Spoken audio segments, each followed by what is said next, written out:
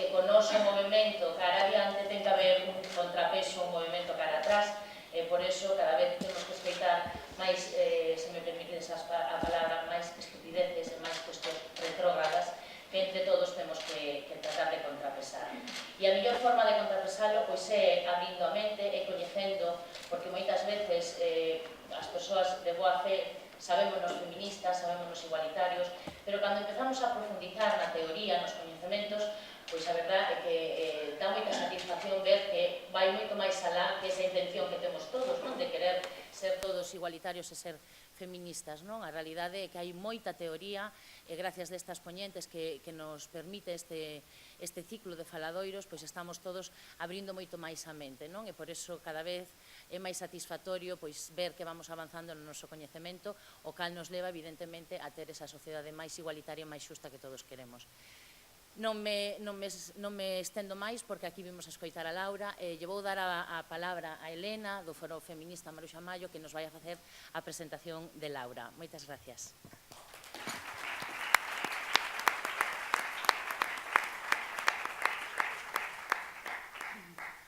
Hola, buenas tardes. En primer lugar, agradecer al Ayuntamiento y a la Diputación su colaboración para el desarrollo de estos faladoiros.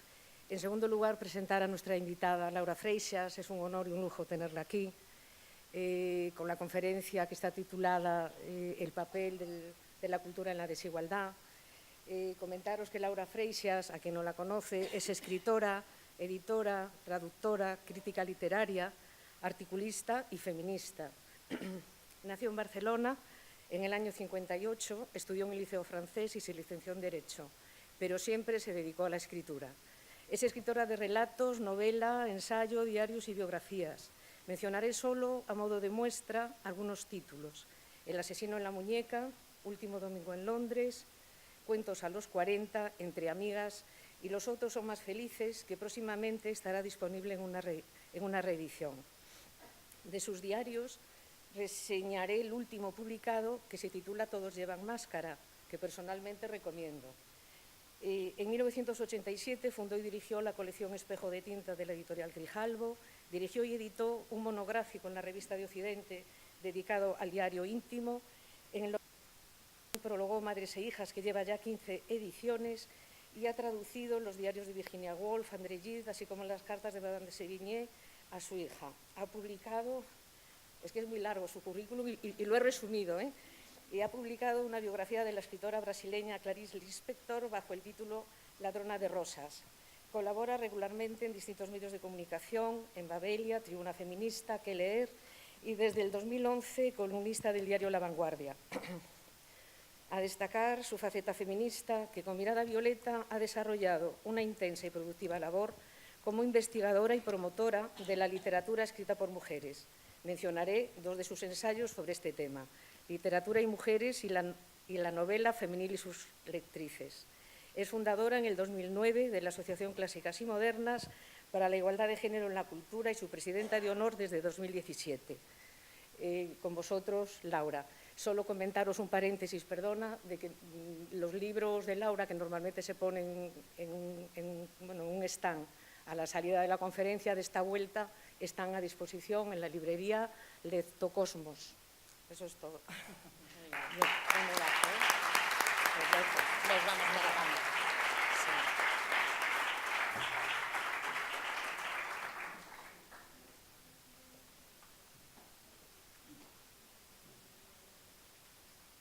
Hola, buenas tardes.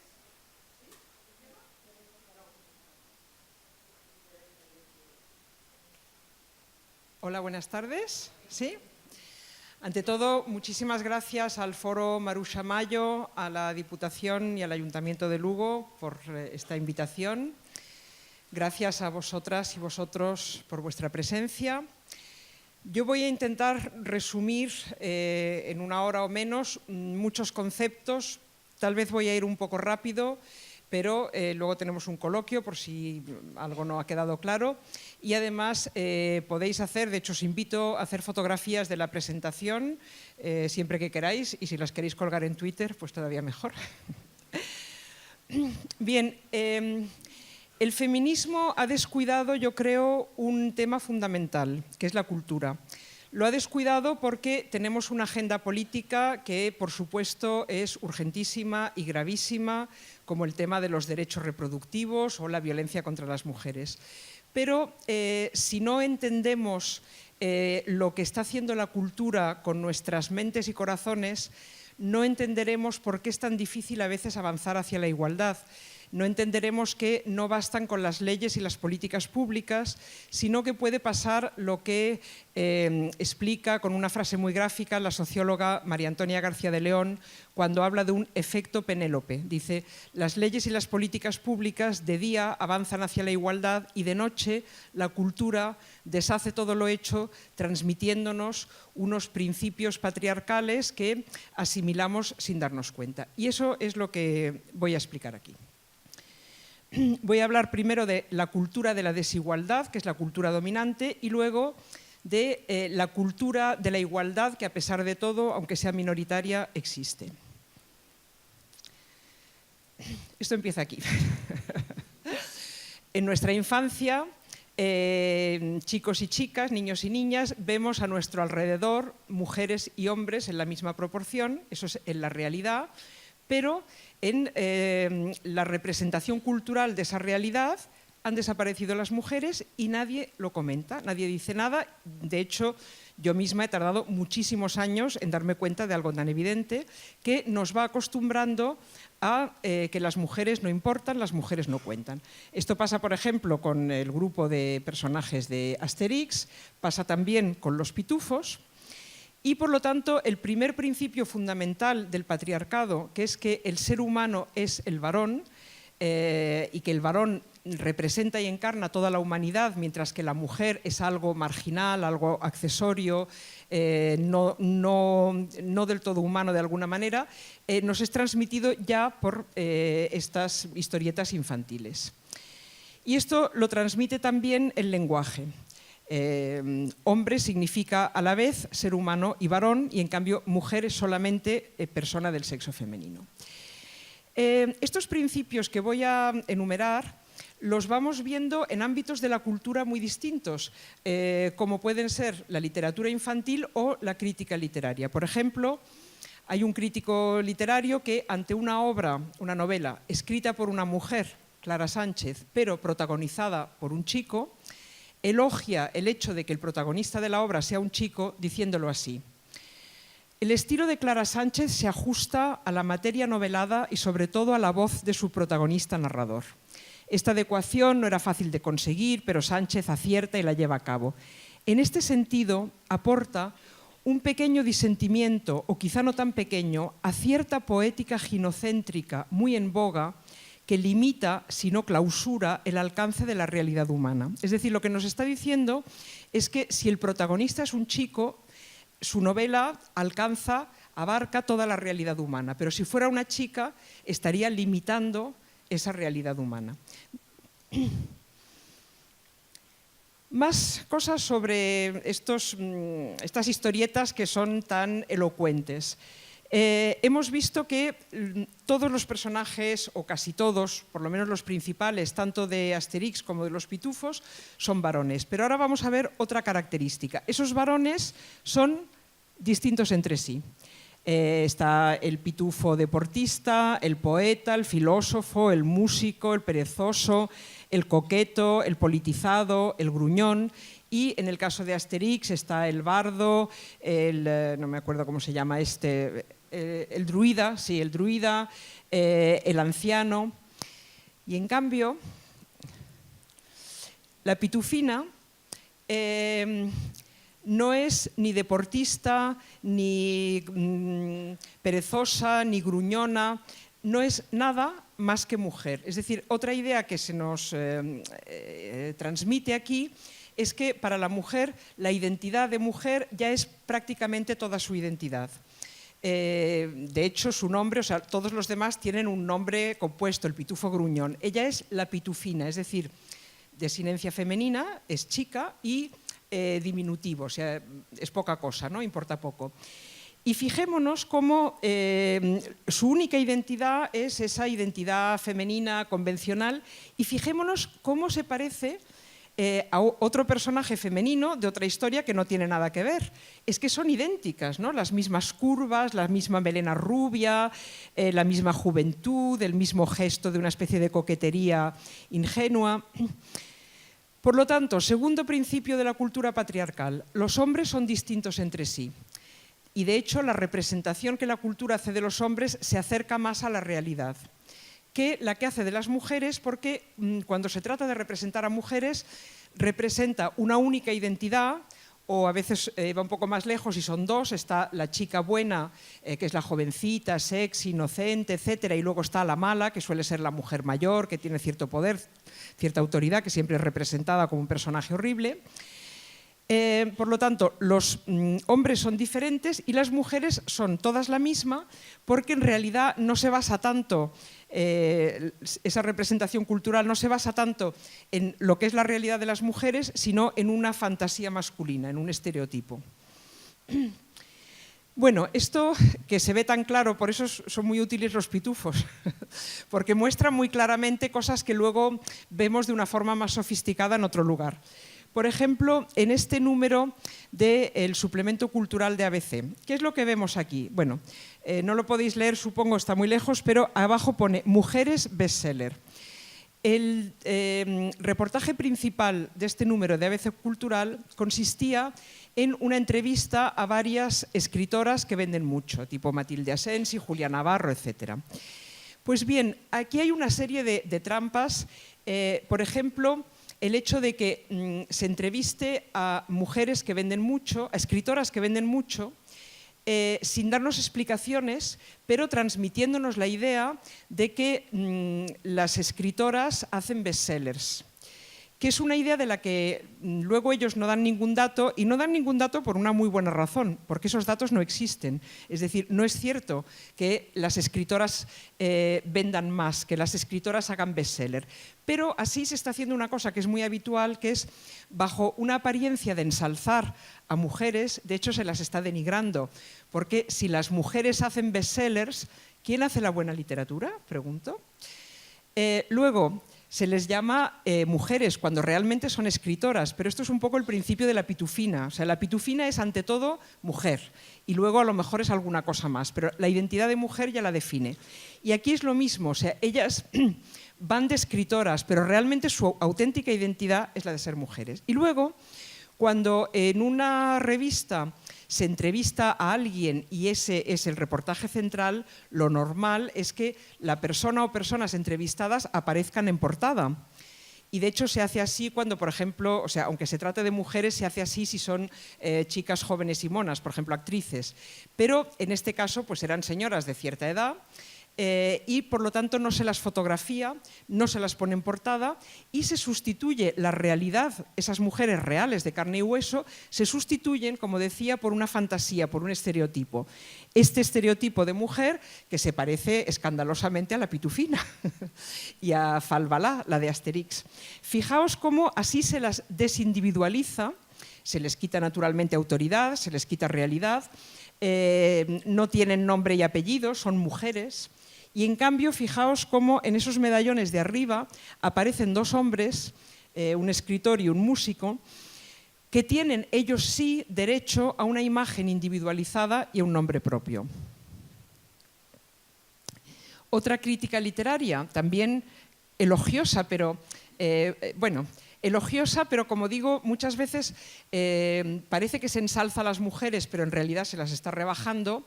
Y otra operación, quiero creer que inconsciente, pero muy habitual, es que se ensalza a una mujer, pero inmediatamente se denigra a las demás y se dice que eso es una excepción, ¿no? Entonces, esto es una crítica literaria que alguien hace de la novela de una escritora, Clara Usón, y dice que Clara Usón reivindica a Laura, su personaje, como individuo, no como género, y al presentar sus inquietudes tan humanas, ridiculiza esa novela ultrameliflua que se vende con el sello femenina. Es decir, lo que nos está diciendo es que como es un personaje que tiene una fuerte personalidad, que es un personaje individual, entonces ya no es género, ya no es femenina, porque, es decir, la idea aquí subyacente es que si fuera femenina no sería un individuo. por supuesto, nunca he leído una crítica que diga que tal personaje masculino tiene una fuerte individualidad y por lo tanto no representa su género. Porque el género masculino de alguna manera es invisible. O sea, a las mujeres las vemos y las juzgamos siempre como mujeres, las definimos como mujeres, pero a los hombres no les vemos como hombres porque está tan arraigada la idea de que ellos son lo humano que no les juzgamos ni definimos en tanto que varones, sino que se confunden con lo humano. Y la segunda parte es que, como es muy humana, entonces ya no es femenina, ¿no? O sea, al presentar sus inquietudes tan humanas, ridiculiza esa novela que se presenta con el sello femenina. Y luego, como digo, está ensalzando a una mujer, en este caso a una escritora o a un personaje femenino, pero inmediatamente presentándola como una excepción y denigrando a lo femenino en general. Paso a otro principio de la cultura patriarcal y lo voy a ilustrar con una película que en su día fue saludada como una película innovadora o transgresora en cuanto a los roles de género porque mostraba la amistad entre dos hombres, uno de los cuales está muriendo y entonces pues bueno, era reivindicar la debilidad, la fragilidad y los cuidados en el ámbito masculino. Lo cual está muy bien y es cierto que esa película hacía eso, pero sin embargo no por eso dejaba de poner en práctica otro principio patriarcal. ¿Cuál es? Vamos a ver. Estos dos personajes son, uno es profesor, Javier Cámara, otro es un actor, este está enfermo, son amigos y además aparece el hijo de uno de ellos. Es decir, ¿cómo se definen?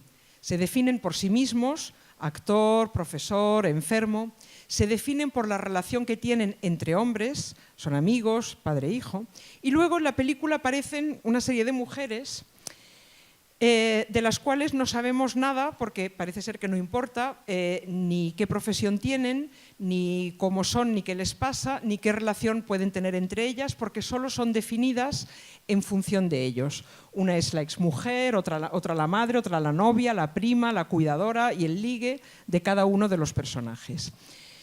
Y este es el tercer principio de la cultura patriarcal. Los hombres se definen por sí mismos y por su relación con otros hombres. Y las mujeres no se definen ni por sí mismas ni por su relación con otras mujeres, sino exclusivamente en relación con los hombres. O sea, los pitufos, pues uno juega al básquet y a otro le gusta la política y uno es un perezoso y tal. La pitufina, como Falbalá, solamente se definen por lo que les aportan a ellos, que siempre es del orden afectivo-sexual. Ejemplos hay miles. Por ejemplo, este libro que se llama Musas de Barcelona, que salió hace unos años, que también, o sea, una vez más, iniciativas que podrían parecer feministas, cuando las miras un poco más de cerca, pues son todo lo contrario. Es un libro ilustrado muy bonito que habla de las mujeres en la historia de Barcelona y nos presenta a 20 mujeres, una por siglo, que cada una ha sido importante para la historia de Barcelona. Pero ¿cómo las elige? ¿En función de qué? Pues no las elige por nada que hayan hecho ellas por sí mismas, sino, como indica el título, musas, porque han inspirado a un hombre. Vemos, por ejemplo, esta famosa foto de Teresa Gimpera, que además me permite hacer otra consideración. Aquí vemos a Teresa Gimpera desnuda con el logo de la discoteca Boccaccio estampado en la piel. Eso incide en la idea de la mujer como una especie de tela en blanco, de materia prima inerte, sobre la cual los hombres proyectan su palabra, hágase en mí según tu palabra, sus ideas, sus intereses, etcétera, y que están ahí para eso. Esta otra es una mujer que, vamos, yo creo que no tiene mayor interés, que fue modelo y luego esposa de un pintor catalán, de Ramón Casas, y esta es una brigadista internacional que se jugó la vida por sus ideas, que se fue a otro país, que empuñó las armas, que etcétera, pero que ha pasado a la historia porque era muy mona y un señor le hizo una foto. Los titulares de prensa muchas veces abundan en esta idea, ¿no? Las mujeres existen en función de los hombres. Voy a poner solo un par de ejemplos, hay muchísimos. Cuando murió Emma Cohen, El País tituló así su obituario: La musa anarquista de Fernán Gómez. su nombre no aparecía ni siquiera en el titular. O sea, la que se había muerto era ella, pero el protagonista se había decidido que era él. Por eso, cuando dicen que la cultura es machista porque refleja, como si fuera un espejo imparcial, una sociedad machista, yo digo que no es verdad. La cultura añade machismo o lo puede quitar. O sea, la cultura interpreta, filtra. Eso lo vemos muy claro en este titular y también en otro titular que leí hace años y que no he olvidado porque es muy llamativo, que dice: un islamista, su mujer y su hermana mueren en un atentado suicida en El Cairo. Es decir, aquí tenemos 3 personas que han hecho exactamente lo mismo: morir y matar por sus ideas. Sin embargo, la cultura ha pasado esto por el filtro patriarcal y nos da al hombre en primer lugar y al hombre definido por sus ideas y sus acciones. Él es un islamista. Y a ellas, que han hecho lo mismo y que tienen las mismas ideas, definidas como algo secundario y en relación a él. Por supuesto, el paso siguiente es que en los libros de historia ellas ya habrán desaparecido, pasado a una nota a pie de página, ¿no? Y bueno, esta faja yo creo que se comenta sola. Bueno, afortunadamente cuando salió en 24 horas, la tormenta en Twitter a la que por supuesto contribuí fue tal que la retiraron. Pero imaginaos, o sea, además hay 4 nombres, o sea, necesitan la tutela masculina para existir o incluso es como si las mujeres no se pudieran entender si no son algo de un hombre, ¿no? No basta con decir que es escritora. Bueno, es escritora, pero ¿esta quién es? Bueno, es la amante de, la esposa de, admirada por, inspiradora de, ¿no? Paso a otro principio de la cultura patriarcal, que es ver al hombre como sujeto y a la mujer como objeto. Esto en el lenguaje también se refleja, por ejemplo, en cosas tan curiosas como el hecho de que en los árboles frutales el nombre del árbol sea masculino y el de la fruta femenino, como si el peral fuera un varón que crea y la pera el objeto creado.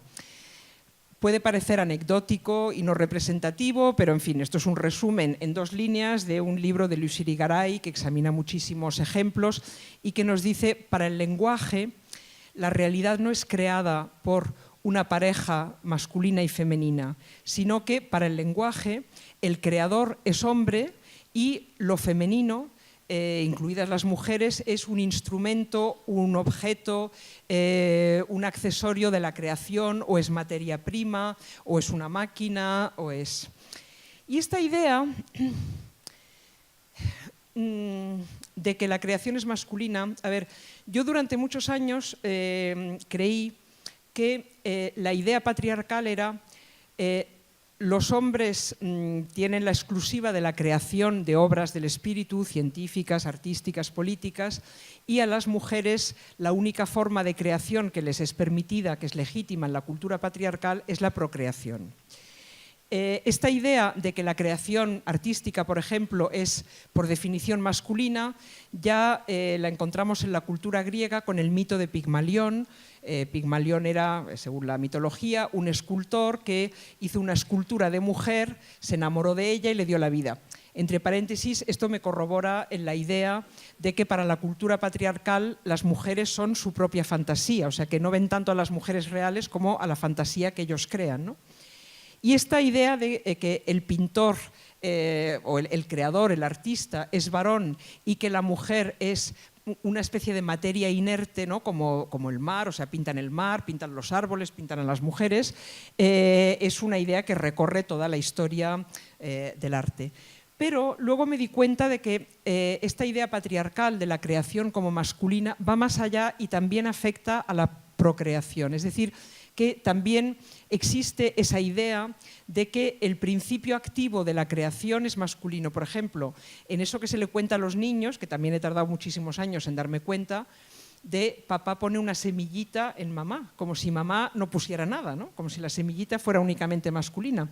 Bueno, esta es una idea que, del mismo modo que en la cultura griega tenemos el mito de Pigmalión, en la cultura cristiana o, en fin, o judía, de las religiones monoteístas, tenemos a un dios que en teoría no es hombre ni mujer, pero siempre es representado como hombre y llamado padre, que crea a un hijo sin madre. Eso es fundamental, ¿no?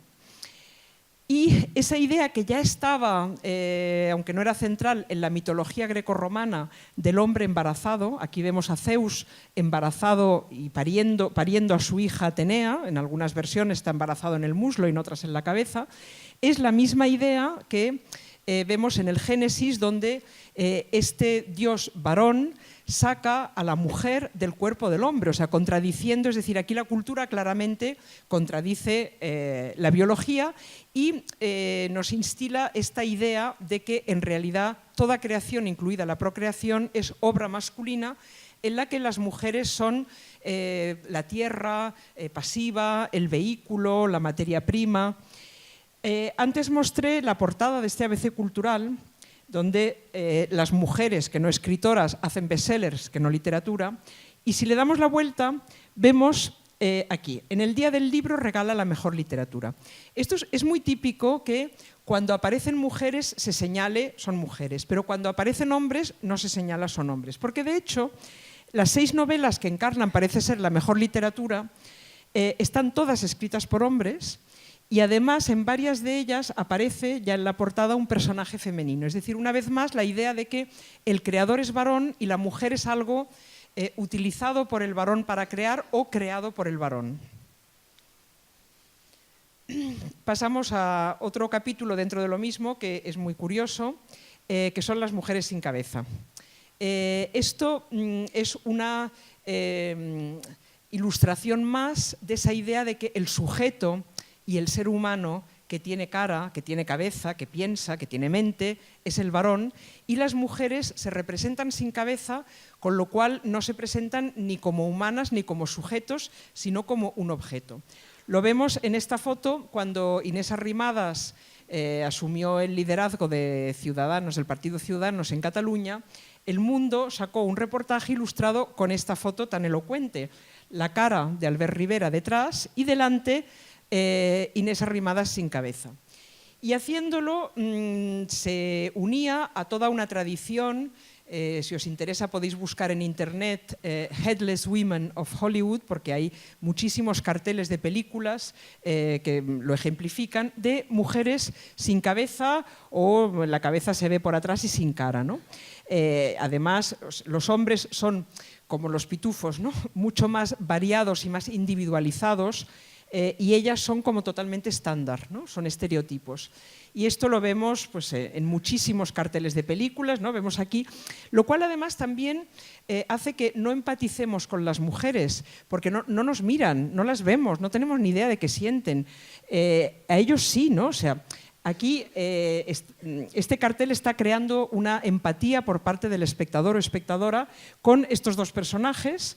Vemos su mirada, adivinamos sus sentimientos y ella es solamente pues, una especie de materia inerte que excita el deseo de ellos. O sea, ellos sienten, piensan, son humanos, ellas no. Ellas son, como digo, únicamente objeto de deseo. La prueba más clara de que las mujeres son vistas como objeto es su fragmentación. A un sujeto no se le puede trocear. O sea, si tú coges a un hombre y le cortas la cabeza, pues deja de ser un sujeto, pero eso no se hace. En cambio, con las mujeres es muy habitual el presentárnoslas a trozos. Esto, por supuesto, es típico de estos anuncios medio pornográficos como este, que además es muy interesante lo que dice, porque da un nombre el nombre del perfume, Tom Ford, y dice for men, ¿no? Para hombres, pero la idea es que no solo el perfume es para hombres, la mujer o ese trozo de mujer también es una cosa que existe para hombres. Y en un registro que parece distinto, pero en el fondo es el mismo, vemos la representación absolutamente unánime y es muy interesante, y también yo tardé muchísimos años en fijarme, y me fijé porque lo leí alguna vez y desde entonces lo veo por todas partes, la representación de la mujer embarazada sin cabeza. En el ejemplo que he puesto, la cosa es especialmente sangrante porque se trata de un anuncio de una ONG que nos pide que donemos dinero para comprar medicamentos para que los niños en África nazcan sin SIDA. Y el eslogan de la campaña es «Hazte amigo de Malik». Entonces, fijaos cómo este Malik todavía no existe, pero ya es alguien, tiene nombre, tiene derechos, tiene futuro, tiene amigos. Y ella, su madre, la que se va a tomar los medicamentos, por cierto, y que algún efecto le harán a ella, ¿ella quién es? ¿Por qué le han cortado la cabeza? ¿Por qué nos presentan a las mujeres embarazadas sin pies ni cabeza? Pues porque ella es solamente el contenedor donde él, que es el auténtico protagonista y que por eso, aunque todavía no haya nacido, ocupa el centro de la foto, ella es solo el contenedor para él. Del mismo modo que me explicaba una amiga que en los libros de biología, cuando se explica el embarazo, se explica solamente la evolución del feto, no se explica lo que le pasa a la mujer embarazada, ¿no? Porque es esa idea de que la mujer no es realmente un ser humano, no existe, no es un sujeto, sino que es un objeto al servicio de los auténticos sujetos que son los varones. Y yo creo que estas imágenes van creando el caldo de cultivo inconsciente que luego nos permiten tolerar aberraciones, a mi modo de ver, como son la prostitución o los vientres de alquiler. Porque ya hay toda una labor previa de deshumanización y de objetualización de las mujeres que hace que no las veamos realmente como humanas, con sus sentimientos, que no nos pongamos en su lugar, sino que la empatía que se nos transmite a quienes es la de los hombres. Quienes son presentados como sujetos humanos a los que podemos entender son exclusivamente ellos. Y eso explica titulares como este. La inseminación casera de Román y su novio en Manresa acabó con el vientre de alquiler en urgencias, ¿no? Como si el vientre existiera solo. Otro principio de la cultura patriarcal es el que nos presenta lo masculino y al hombre como algo en principio positivo y lo femenino como algo en principio negativo. Eso lo vemos claramente en el lenguaje, donde una de las acepciones de hombre es aquel que tiene las cualidades consideradas varoniles por excelencia. O sea, hay cualidades varoniles como el valor y la firmeza, y tenemos gran cantidad de términos y locuciones que son elogiosos y solo se aplican a hombres, ¿no? Como viril, caballeroso, hombre de bien, gran hombre, hombre de pelo en pecho, o sea, es muy hombre y eso es bueno, o todo un hombre, bien. Los insultos dirigidos a hombres son insultos que salvaguardan lo viril o masculino, ¿no? Hijo de puta es un insulto en el que supuestamente se insulta a un hombre, pero realmente a él se le salva y a quien se insulta es a su madre. Cabrón es el hombre cuya mujer es infiel, por lo tanto el hombre que no ha controlado a su mujer, y maricón es el hombre cuya hombría está en entredicho por ser homosexual. Y en cambio, del lado femenino tenemos palabras como débil, es una de las acepciones de femenino, femenino es débil, y luego, así como hay muchas palabras elogiosas reservadas a los hombres, hay también muchas palabras peyorativas reservadas a las mujeres. Marisabidilla, marimandona, arpía, bruja, estas son palabras dedicadas a la mujer poderosa, que es el gran, el gran espantapájaros de la cultura patriarcal. Y luego todas las palabras que denigran a las mujeres por su libertad sexual, y que son cientos. He oído decir o he leído en más de una ocasión que hay unos 600 sinónimos de puta. Y ahora un ejemplo nuevamente de la crítica literaria. Esta es, una vez más, una crítica que supuestamente ensalza a una mujer, pero a base de denigrar a las mujeres y lo femenino. Es decir, se la puede ensalzar solo como excepción. Esta crítica, cuyo autor os va a sorprender, dice: Nuria Amat no escribe obras femeninas ni reivindicativas. En este contexto, reivindicativas naturalmente quiere decir feministas. Es decir, que siendo mujer no es ni femenina ni feminista, cosa bastante difícil. Tampoco novelas de temática previsible, en el contexto eso quiere decir no escribe sobre las mujeres, ni productos de venta fácil. Esto es una alusión a esa idea de que las mujeres escriben bestsellers, que son muy malos, pero que se venden mucho. No asume identidad alguna, ni siquiera la del segundo sexo. Esto es por si no lo habíamos entendido. Nuria Amat quiere ser y es escritora a secas. Es decir, para que un hombre sea escritor, aunque sea a secas, supongo que le basta con escribir, a lo sumo con publicar. Pero para que una mujer alcance el prestigioso estatus de escritora, primero tiene que renegar de su condición de mujer en todas las formas y avatares y manifestaciones posibles, 3 veces antes de que cante el gallo. Y el autor de este párrafo es Juan Goytisolo. Bien, por lo tanto vemos en la cultura muchas representaciones de hombres como algo positivo, aun cuando sean tan distintos como el salvador de la patria, el Cid Campeador, y un narcotraficante que provoca, en fin, grandes catástrofes, muertes, etcétera, etcétera. Los dos son idealizados. Y en cambio vemos muchas representaciones de mujeres muy negativas. Sin embargo, también hay representaciones positivas de mujeres. ¿Qué es, me pregunté, lo que tienen en común, ¿no? ¿Cuál es el criterio? ¿Qué es lo que esta cultura patriarcal exalta y admira en los hombres, ¿no? ¿Cuál es la cualidad masculina que se admira? Y la respuesta es fácil: el poder. La cualidad o el don o el privilegio, como le queramos llamar, masculino por excelencia, es el ejercicio del poder. Y la cultura alaba y ensalza a los hombres en la medida en que son poderosos. Da igual para qué utilicen ese poder, si para salvar al mundo o para delinquir. Y en cambio, las mujeres que la cultura exalta son las sumisas y las mujeres que la cultura denigra son las que aspiran al poder o lo ejercen. Lo vemos aquí claramente, también lo vemos aquí. Hay toda una cultura de exaltar a la mujer obediente. Sabéis, por ejemplo, que la Virgen en los Evangelios dice solamente unas 6 frases, creo recordar, y la que la define es: «He aquí la esclava del Señor, hágase en mí según tu palabra», con lo cual ni siquiera se presenta como sujeto, o sea, no dice «yo haré lo que tú me ordenes», yo no existe, yo es solo un lugar donde se hace la voluntad masculina. Ya sé que en teoría Dios no es hombre ni mujer, pero no nos es presentado así. Y luego hay toda una exaltación de la mujer suicida, hay toda una iconografía de Lucrecias, Didos, Cleopatras suicidándose, por cierto, suicidándose desnudas, que yo no sé para qué se tiene una que desnudar para suicidarse.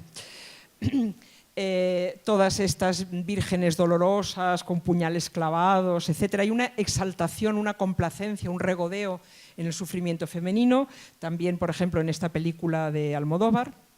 Y en cambio, la mujer poderosa, sabia, con autoridad, que suele ser la mujer mayor, es vista siempre, o sea, esta es realmente es algo férreo, ¿no? Prácticamente no conozco ninguna excepción, y si hay alguna excepción es una obra creada por una mujer, a esta regla de que la mujer poderosa siempre es presentada como un ser odioso, fracasado, es triste, está sola, le está bien empleado o ridículo. Lo vemos, por ejemplo, pues volviendo a Asterix, en el personaje de la esposa del jefe, ¿no? Que cuando se muestra sumisa y admirativa, pues bueno, tiene un pase, pero cuando se enfada es ridiculizada, ¿no? Mientras que estos guerreros de Asterix, que están haciendo algo en lo que van a fracasar, que es oponerse a la invasión romana, no son ridiculizados, son unos personajes encantadores, simpatiquísimos, etcétera, etcétera, ¿no? Pero ella, en cambio, cuando se enfada, nos es presentada así. O hay una serie catalana que luego pasó a Antena 3, que se llama Merlí, que sucede en un instituto, donde hay un personaje que es la directora del instituto, por lo tanto, en el mundo de la serie es la que tiene más poder. Pues bien, no solamente es un personaje odioso, sino que además en el curso de la serie los guionistas la hacen morir, la matan, pero ¿cómo la matan? Le cae en la cabeza la cisterna de un váter, es decir, no basta con eliminarla, además hay que ridiculizarla de modo que ni siquiera su memoria pueda ser salvada.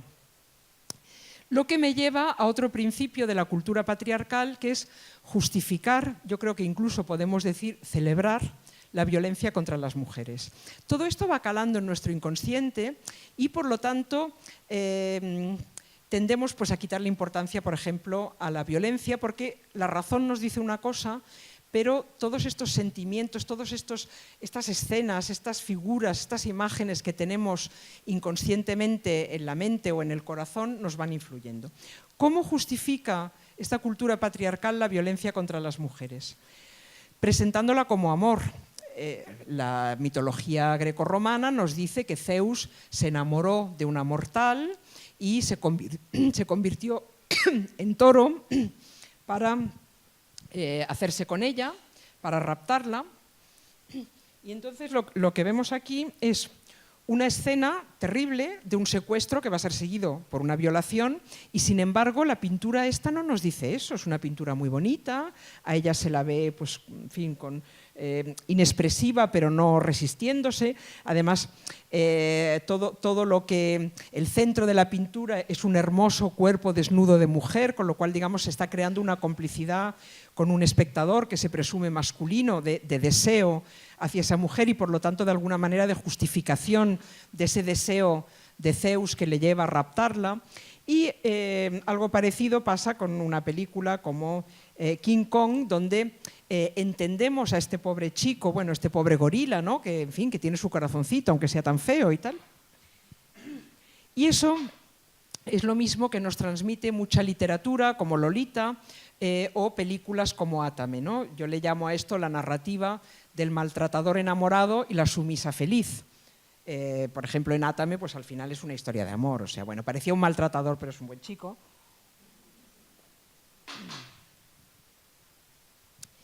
Esta narrativa del maltratador enamorado es muy habitual, ¿no? La vemos en el cine mudo. Y luego hay como una reivindicación de este personaje masculino que puede ser repelente, pero con el cual se nos hace empatizar, ¿no? La historia, por ejemplo, pues de la princesita y el sapo. Y esto crea algo que una ensayista americana acaba hace muy poco de inventar un neologismo para designar lo que es empathy.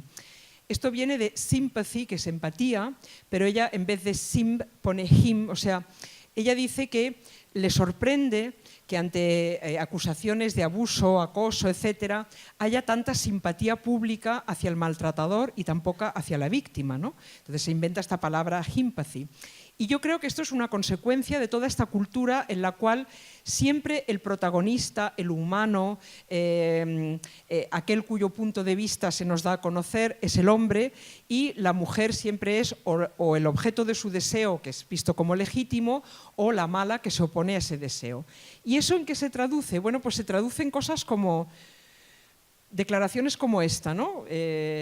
Por lo visto alguien acusó a Cristiano Ronaldo de haber violado y este señor de la Morena, que sé que es muy famoso pero en realidad no sé quién es, seguro que vosotros lo sabéis, dice: Cristiano no ha violado a nadie y yo le creo, no le veo yo en ese apretón ni en esa necesidad.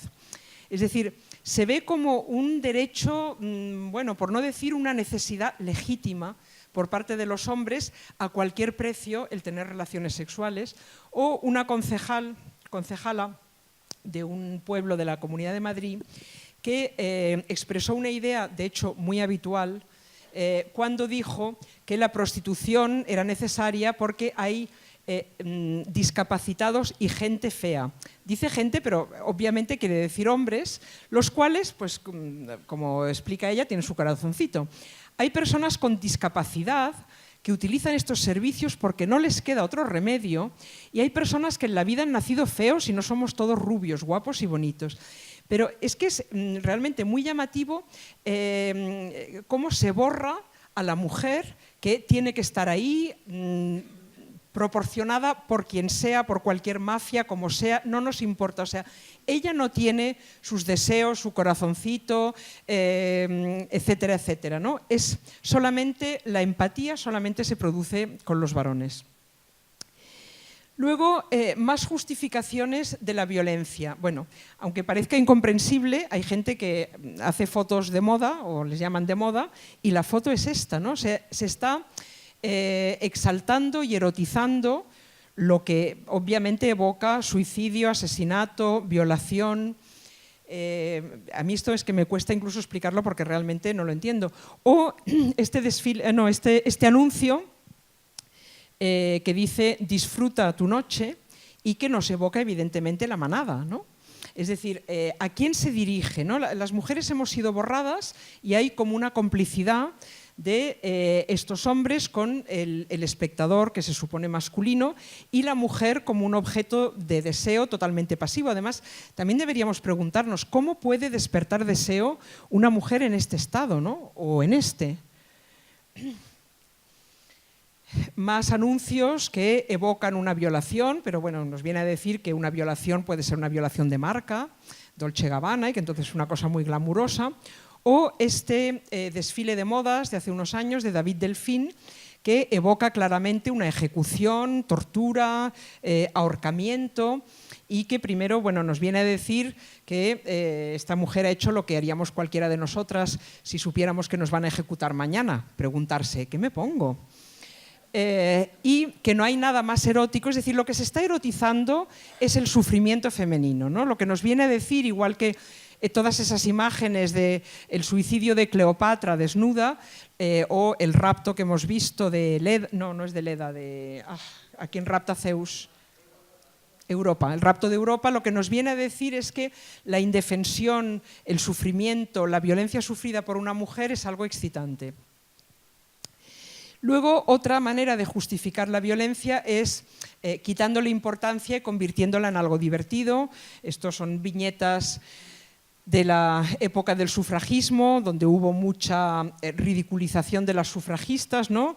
Vemos esta imagen, dice, alimentando a una sufragista por la fuerza, porque hubo sufragistas que hicieron huelga de hambre, se las alimentó por la fuerza y evidentemente esto evoca una violación, ahí dice lo que yo haría con las sufragistas, ¿no? O sea, son escenas de tortura erotizadas y ridiculizadas. Tenemos también este anuncio en que se ve a Berlusconi muy sonriente, una vez más estableciendo una complicidad con el espectador que se presume masculino, habiendo atado y amordazado en el maletero a 3 chicas. O esta escena en un no sé qué televisión en que también se convertía la violencia de baja intensidad, pero violencia de un presentador que le cortaba con tijeras el vestido a su compañera en algo supuestamente cómico. En la película Kika aparece una violación también en términos cómicos, se supone que es muy divertida, y esta imagen me parece muy elocuente porque reúne muchas características de esta cultura patriarcal. Él es alguien, él es un sujeto. Yo no tengo ni idea porque no me interesan estas cosas, pero seguro que mucha gente sabe quién es, tiene nombre y apellidos, es insustituible. Ella no es nadie. Ella es un cuerpo anónimo, no hace falta que sea nadie, es una mujer cualquiera, es un cuerpo bonito. Y esta escena es una escena sumamente agresiva, con connotaciones sexuales, que erotiza de alguna manera la violación en el sentido de presentar una escena con connotaciones sexuales asociándola a la humillación e incluso al dolor o a la molestia, ¿no? Porque la mancha, la moja y además la humilla, la ridiculiza, se ríe de ella y ella tiene que sonreír, lo intenta, no le sale muy bien, pero lo intenta, ¿no? Y esto creo que no necesita más comentario. Bien, en resumen, estos son los principios de la cultura patriarcal. Presentar al varón como ser humano, como individuo, los hombres son distintos entre sí, como alguien que se define por sí mismo y por su relación con otros hombres, como sujeto, como positivo y admirable en la medida en que es poderoso, cuando pierde poder ya no lo es, se convierte, por ejemplo, en un cabrón que no ha controlado a su mujer, y esta cultura justifica la violencia contra las mujeres, identificándola con el amor, la belleza, el glamour, el erotismo o la comicidad. Y en esta cultura patriarcal, la mujer no es toda la humanidad, el hombre sí, ella no, ella es una parte.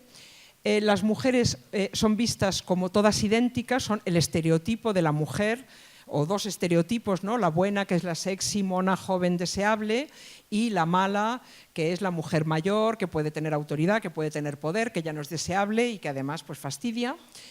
las mujeres se definen como seres para otros, es decir, por su relación con los hombres, son vistas como objetos troceables, y si son poderosas son malas y en cambio son buenas cuando son sumisas o víctimas. Y ahora paso a la segunda parte, que va a ser más corta porque es una cultura minoritaria, que es la cultura de la igualdad.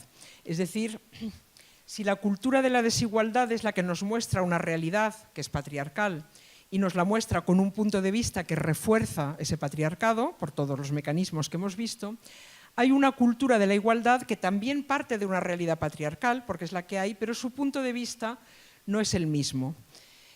Puede ser más o menos crítica, incluso puede no ser crítica, puede ser solo descriptiva, pero por el hecho de mostrarnos esa parte oculta de la realidad, por eso hay tantas escritoras que no son feministas y sin embargo, como Clarice Lispector, que no se define en absoluto como feminista, pero al mostrarnos el mundo, por ejemplo, de las amas de casa, ya está dando una alternativa, está convirtiendo a esas mujeres en sujetos, en protagonistas, está dando una alternativa a la cultura patriarcal. Pues bien, en un rápido recorrido, estas creadoras, porque la cultura no patriarcal básicamente, no es exactamente al 100%, pero básicamente es la cultura que han creado las mujeres, han sido críticas con la violencia hacia las mujeres, como María de Zayas o como Najat El-Hajmi. O sea, pasan los siglos y sigue esta constante. Las mujeres denuncian la violencia contra las mujeres, o como en cine Itziar Boyain.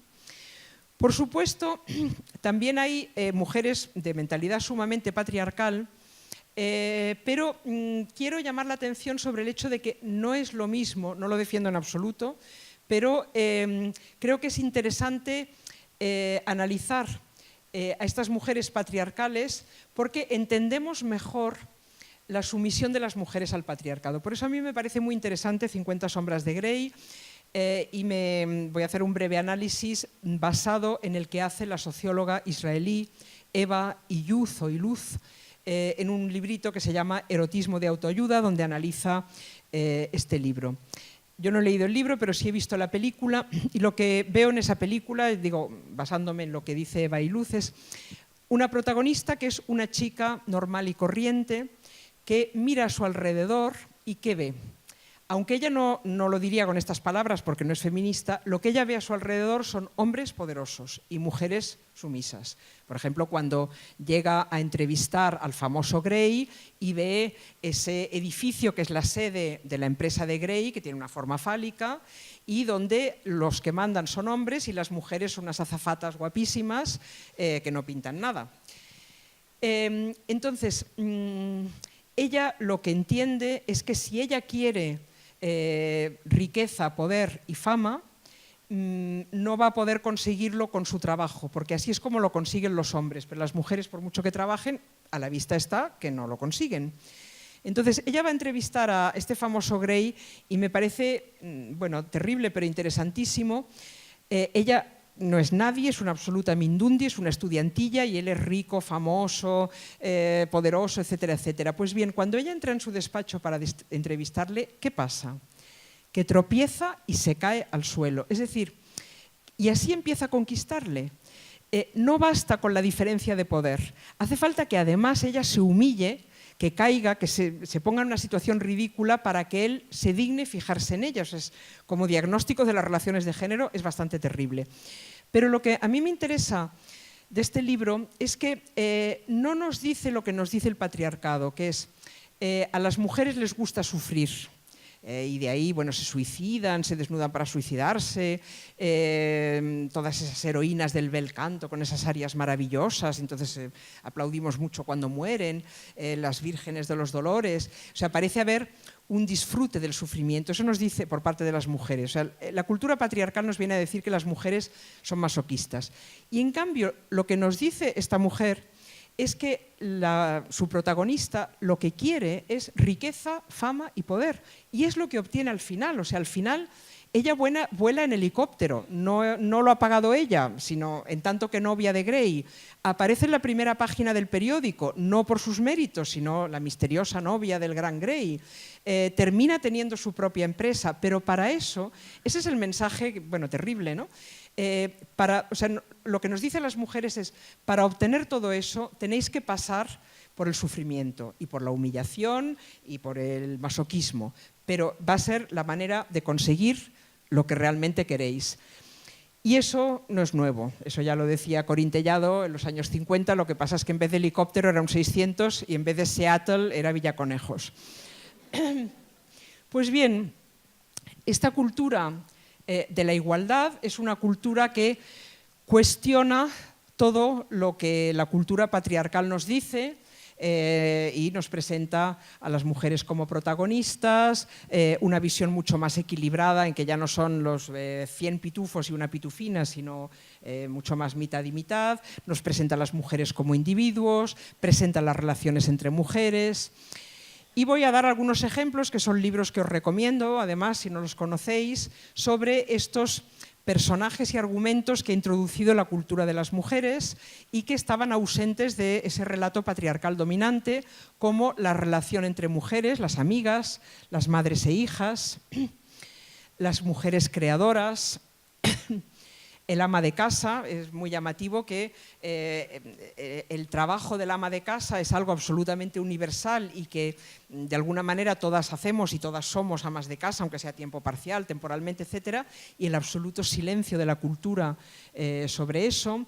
La niña o adolescente no como objeto de deseo, no como Lolita, sino como ser humano desde su propio punto de vista. La vieja también no como un personaje horroroso como en La Celestina, sino también como un ser humano. La amante, es decir, la mujer no como objeto de deseo masculino, sino explorando su propia sexualidad. Nos habla de cosas que en la cultura patriarcal han sido obviadas, silenciadas o embellecidas, como en El rapto de Europa. En estos dos libros, por ejemplo, se cuentan violaciones. Os recomiendo sobre todo Una mujer en Berlín, que es el diario de una mujer que estaba en Berlín cuando entraron las tropas rusas violando a diestro y siniestro. Es buenísimo. El aborto.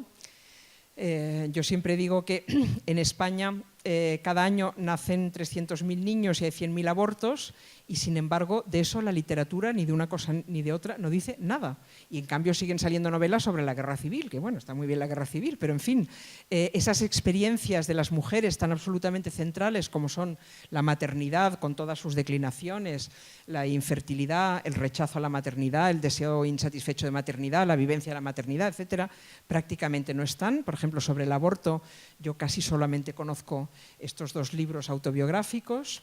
La prostitución. Hay grandes debates sobre la prostitución, pero apenas escuchamos la voz de las mujeres prostituidas.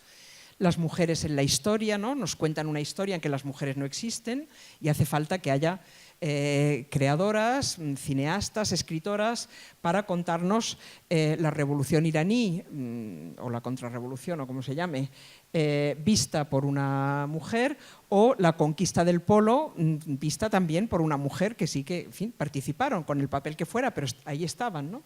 Bueno, esta es la sección. Yo he venido aquí a hablar de mi libro, La vida de las mujeres. En resumen, y ya voy a ir terminando, esta cultura creada por mujeres cuantitativamente nos presenta una representación del mundo más equilibrada, donde las mujeres no son una pequeña minoría, sino que son la mitad más o menos, y cualitativamente nos presenta nuevos personajes femeninos, como he mostrado, representación de experiencias femeninas, relaciones entre mujeres, no solamente con hombres, sino madres e hijas, amigas, colegas, rivales. Reinterpreta la historia y la mitología, ¿no? Retoma personajes femeninos de la Biblia, de la historia, de las obras de Shakespeare y les da voz. Presenta a las mujeres como protagonistas de sus propias vidas y muestra el punto de vista femenino sobre experiencias compartidas con los hombres, como por ejemplo sobre el sexo, ¿no? Pues bien, si esta cultura más igualitaria, no patriarcal, crítica con el patriarcado, es básicamente la cultura creada por mujeres, es muy importante que haya muchas mujeres que creen cultura y que decidan qué cultura se difunde. Que dirijan editoriales, que dirijan museos, que dirijan salas de cine, que dirijan productoras. Es decir, hace falta una participación lo más nutrida posible de las mujeres en los ámbitos de la autoría y de la autoridad. Pues bien, vamos a ver cuál es la situación. Hasta los años 80 se podía decir con fundamento que las mujeres no tenían esos puestos de autoridad o de autoría porque no tenían la formación necesaria. Sin embargo, en España y en muchos otros países occidentales está sucediendo desde los años 90 más o menos algo que es totalmente inédito en la historia del mundo, que es que las mujeres tienen o tenemos un nivel de formación superior al de los hombres. Hay más licenciadas que licenciados. ¿Se ha traducido esto en la autoría y la autoridad? Han pasado suficientes años como para que así sea y, sin embargo, estas son las cifras. Son mujeres en España hoy el 16% de los directores de teatro, el 6% de los directores de orquesta, el 7% de los directores de cine, yo creo que esto es lo más preocupante porque el cine es lo que más llega, el 4% de artistas españoles representados en Arco y el 5% de los escritores galardonados con el Premio Nacional de Narrativa. Bueno, miento porque ahora le han dado el premio a Almudena Grandes y del 5% ha pasado al 10%, gran avance. Por lo tanto, ¿qué hacemos? Bueno, lo que hicimos ante este panorama, muchas mujeres, hace 10 años, fue asociarnos creando esta asociación Clásicas y Modernas, de la que yo he sido presidenta hasta hace poco, ahora soy presidenta de honor, y otras asociaciones sectoriales como CIMA, de mujeres cineastas, MAB, de mujeres ligadas a las artes plásticas, AMIT, de investigadoras y tecnólogas, etc. Nos tenemos que asociar porque el poder se conquista, como se ejerce, colectivamente. Lo de empoderarse individualmente es un poco quimérico. Y tenemos que asociarnos para cambiar la cultura y hacerla más igualitaria, no solo porque, en tanto que profesionales del mundo de la cultura, queremos igualdad y es nuestro derecho, sino sobre todo porque la cultura es una pieza fundamental a la que no prestamos, desgraciadamente, suficiente atención en la creación o la imposibilidad o dificultad de crear una sociedad, como creo que todas y todos los que estamos aquí por lo menos deseamos, justa e igualitaria. Muchas gracias.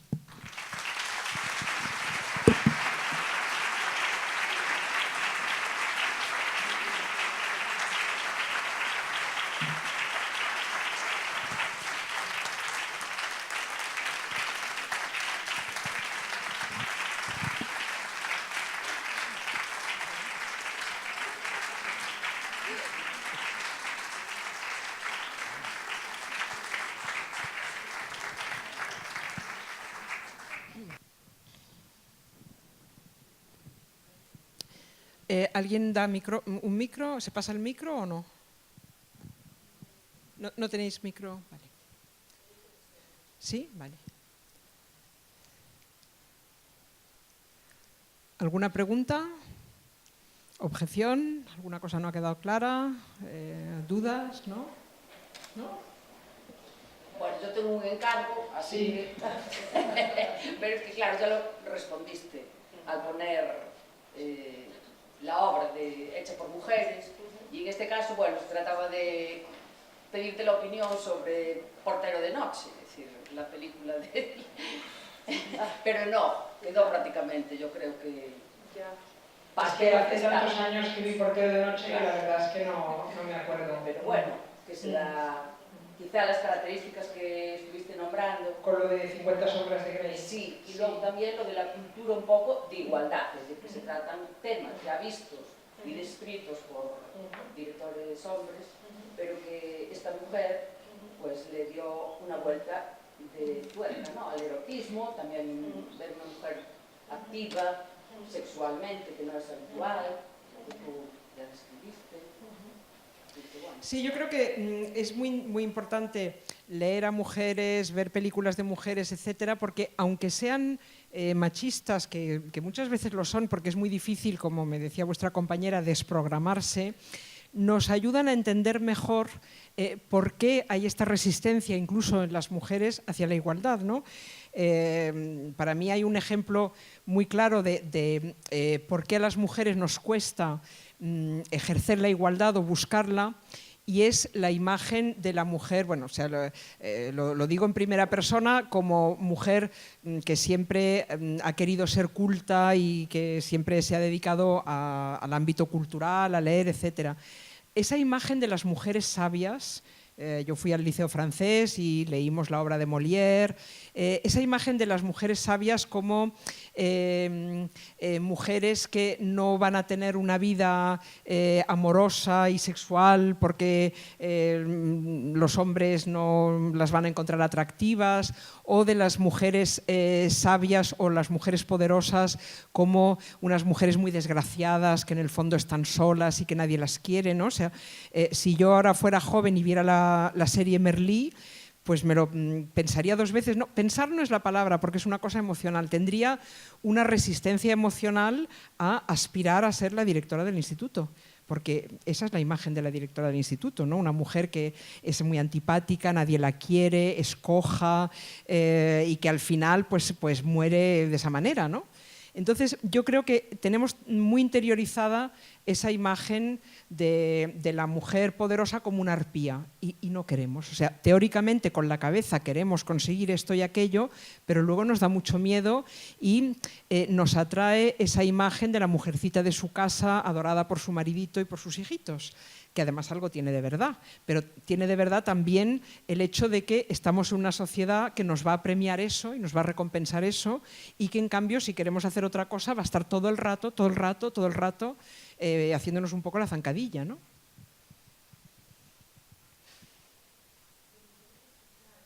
Sí.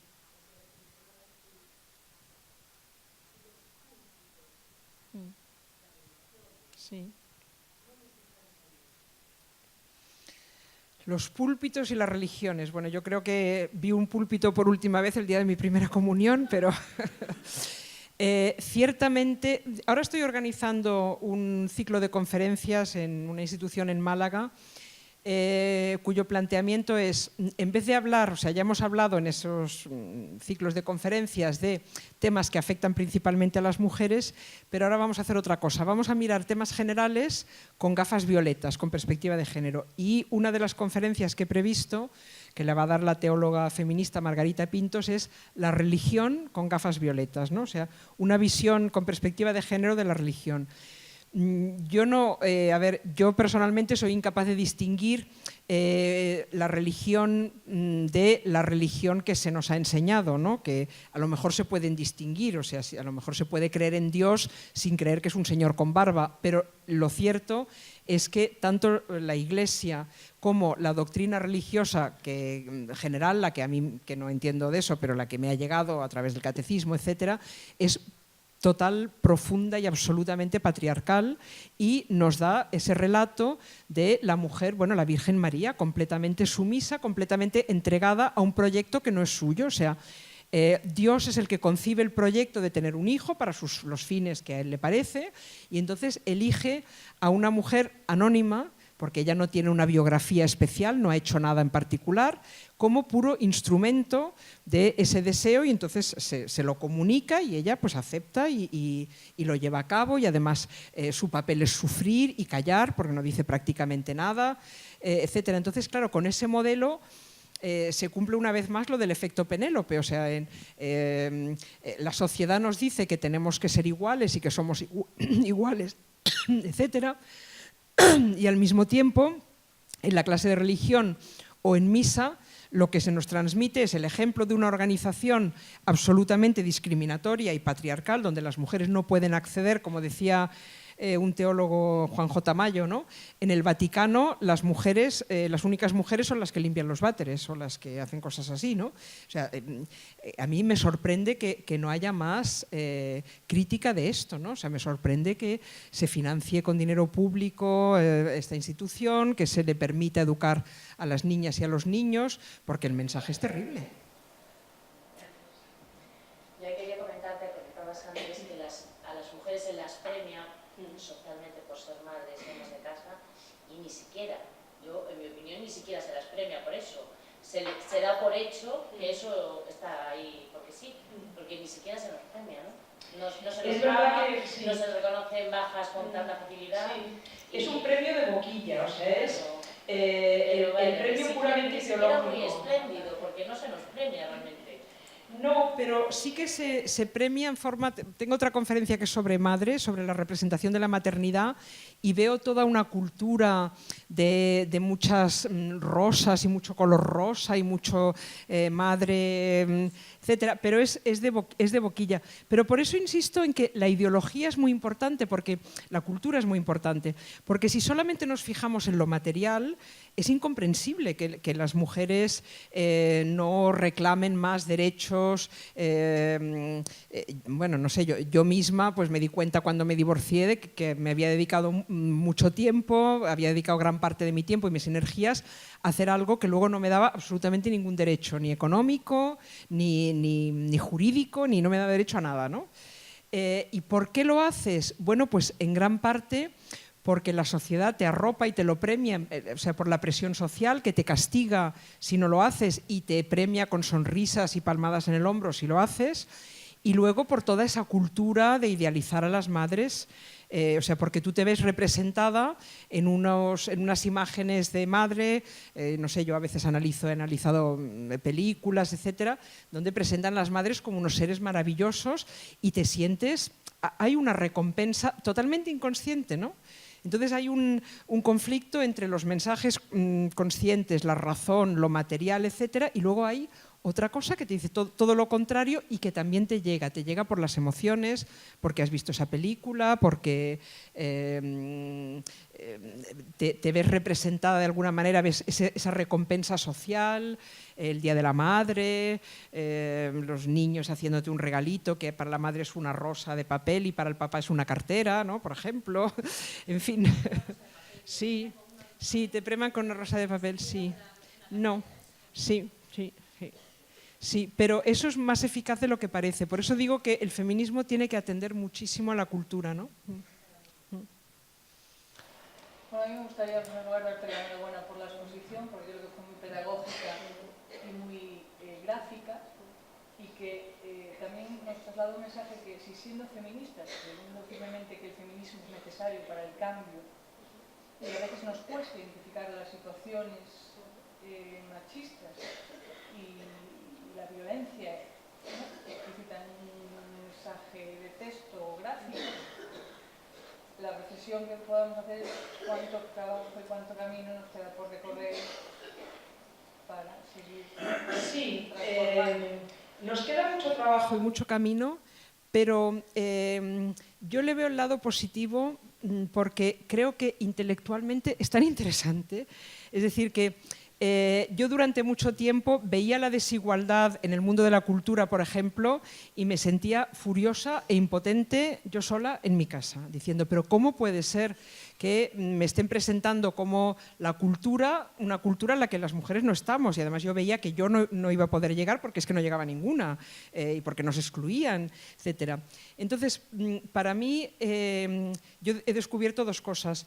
Una, lo estupendo que es asociarse, o sea, las mujeres interesantísimas, maravillosas que he conocido, lo que me ha aportado el hablar con ellas, el compartir sus reflexiones, el recomendarnos libros, y eso es una cosa que a mí me da muchísima vida y me encanta, ¿no? Luego el poder que tenemos cuando estamos juntas, porque yo sola nunca me atreví, o bueno, alguna vez me atreví, pero poco, a protestar. Y en cambio, cuando somos toda una asociación, protestamos, proponemos, escribimos cartas, vamos a visitar a estos y aquellos y conseguimos muchas cosas. O sea, hemos visto un cambio en el mundo de la cultura, porque nos han hecho caso a nosotras y a otras asociaciones.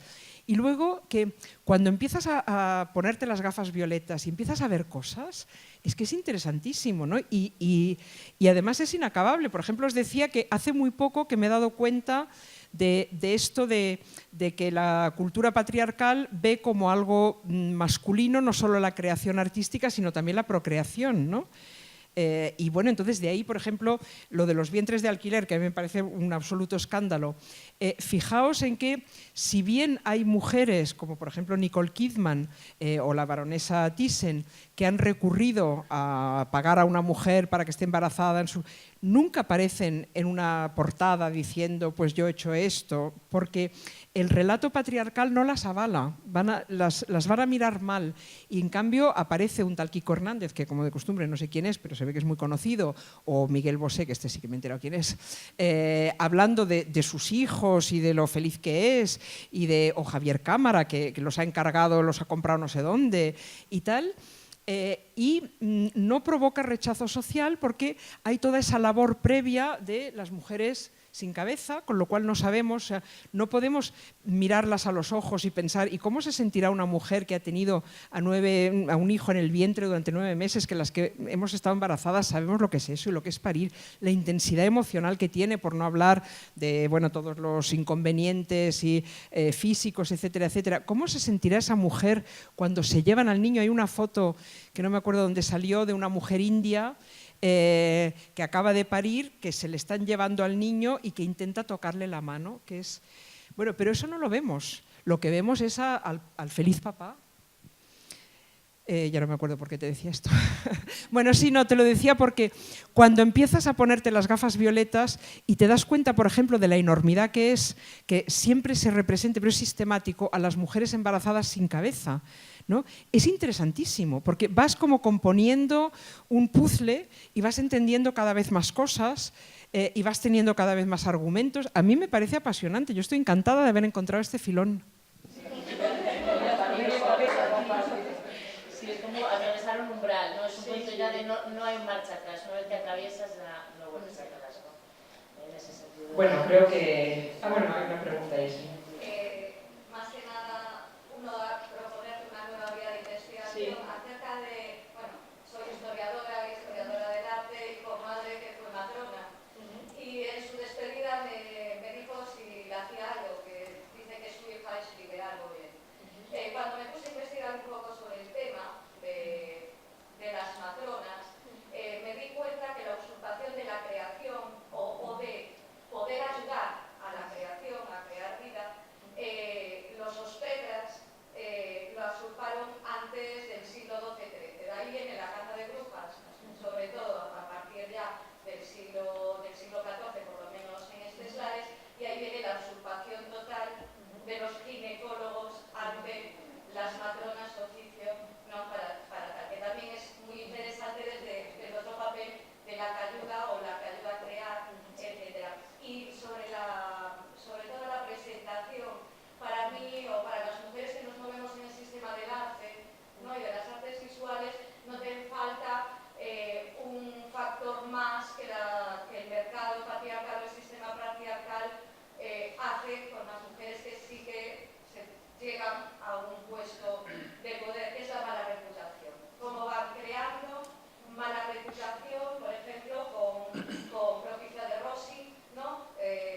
Una de las grandes escultoras del siglo entre el XV y el XVI italiana, ¿no? Como al despuntar y al hacerse con muchas obras públicas o al salir en muchos medios de prensa, se le empieza a acusar de determinados actos, ¿no? Tan solo para decir que aunque destrozara casas o fincas, ¿no? Como la acusan en ese momento, era que estaba como un hombre, ¿no? O sea, ya no pertenecía o no seguía esa línea estructural del sexo, del patriarcado, sino que rompía, no salía del matrimonio, tenía otros amantes y nada más que la acusaron para que saliera públicamente eso, para cargarse, igual que se carga Vasari, ¿no? En la vida habla de ella y nada más que habla no de su obra, sino que su obra representa realmente su afectividad por su amante, ¿no? La mala reputación como va cribando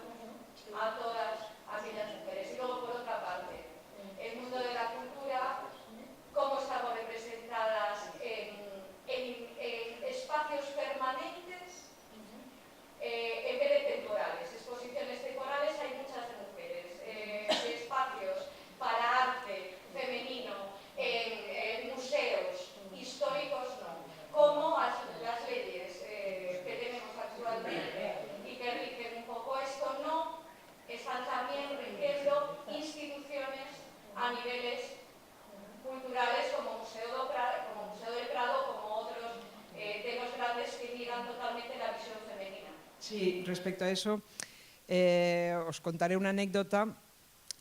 yo voy mucho a dar conferencias en institutos sobre la generación del 27, las mujeres de la generación del 27. Y entonces al principio cuando iba estaba muy contenta porque solía ser en marzo, en torno al 8, y llegaba al instituto y veía unas cartulinas muy monas en las paredes con nombres y fotos y citas y tal. Y estaba muy contenta hasta que se me ocurrió empezar a pedir los libros de texto para verlo. Y en los libros de texto no aparecen. Entonces, la idea, y por supuesto no van para examen y por lo tanto no se estudian. Es decir, hay una idea de que la verdadera historia, la verdadera cultura, el meollo del canon es la obra de los hombres, son los hombres. Y luego las mujeres son una especie de adorno de quita y pon, ¿no? Me acuerdo, fui una vez al Museo de Historia de Cataluña, vi que todo era contar guerras y que no aparecían mujeres para nada, escribí un artículo muy furibundo. La siguiente vez que fui, no sé si tuvo algo que ver mi artículo, habían puesto en cada sala una mujer de la época en forma de una especie de cosa de cartón donde pues hablaba, y en esta época hubo tal mujer.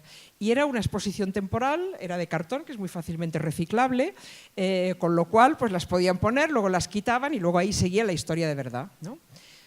Es decir, que a medida que vas analizando vas viendo más trampas, ¿no? Pero bueno, es muy interesante porque vamos avanzando, pero pues esto, como cuando ensalzan a una mujer denigrando a todas las demás, etcétera, ¿no? Vas viendo más trampas y por lo tanto las puedes evitar, las puedes denunciar y creo que vamos avanzando a pesar de todo. Sí. Ser breve.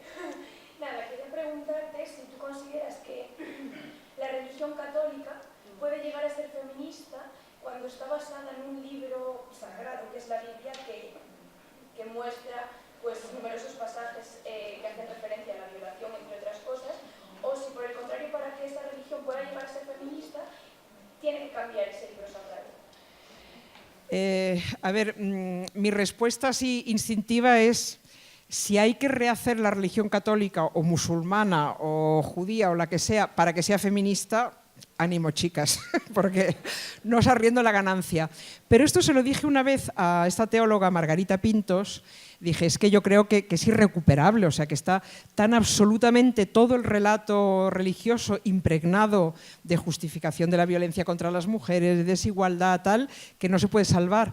Y ella me dijo, pero esto mismo lo puedes aplicar a la filosofía.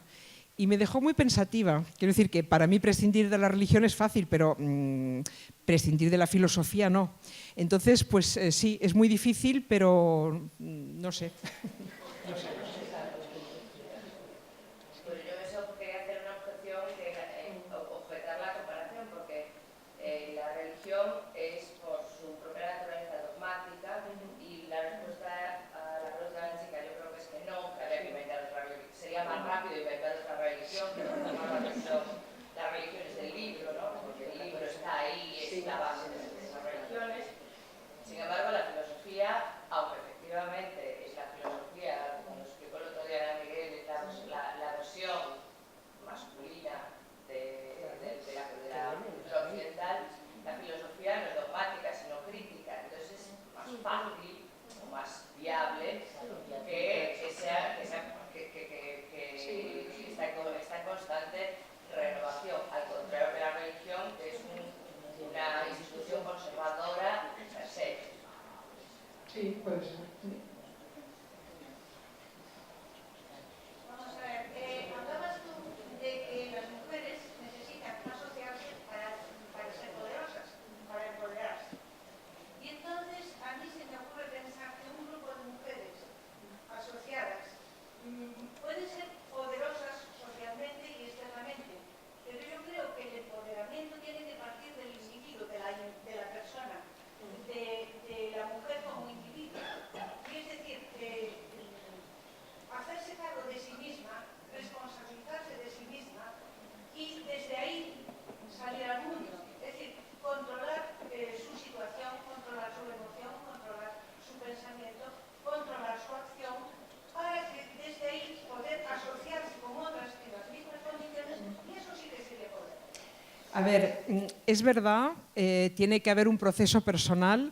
Yo he insistido más en lo otro porque veo mucho discurso tipo autoayuda de tú puedes, autoestima, como si eso cayera del cielo, te empoderas tú sola ante ti por sí. Me parece muy poco realista, porque incluso cuando te empoderas tú sola, lo haces en diálogo con mujeres que te han precedido, o sea, o con tus compañeras, o leyendo a Simone de Beauvoir.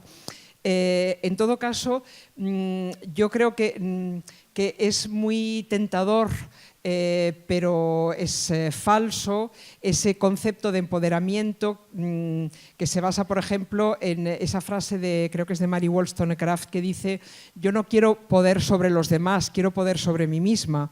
Porque eso es muy bonito, pero es que no es realista, porque no puedes tener poder sobre ti misma si no tienes ningún poder en la sociedad. Por ejemplo, si no participamos en la elaboración de las leyes y las leyes, hasta que nosotras hemos participado en su elaboración, han prohibido el aborto, por ejemplo, eso nos quita a cada una de nosotras individualmente el poder de regular nuestra fertilidad y de decidir si queremos ser madres o no. Es decir, que si no hay un poder colectivo, o el voto, si no podemos votar, si no podemos estudiar, si necesitamos licencia marital para todo, no podemos empoderarnos individualmente, y eso no lo podemos vencer ni cambiar individualmente. Por lo tanto, necesitamos tener poder, el que nos corresponda como miembros de la sociedad, ¿no? Pero estoy de acuerdo en que hace falta un proceso personal de crecimiento, de crítica, de autocrítica, etcétera, sí.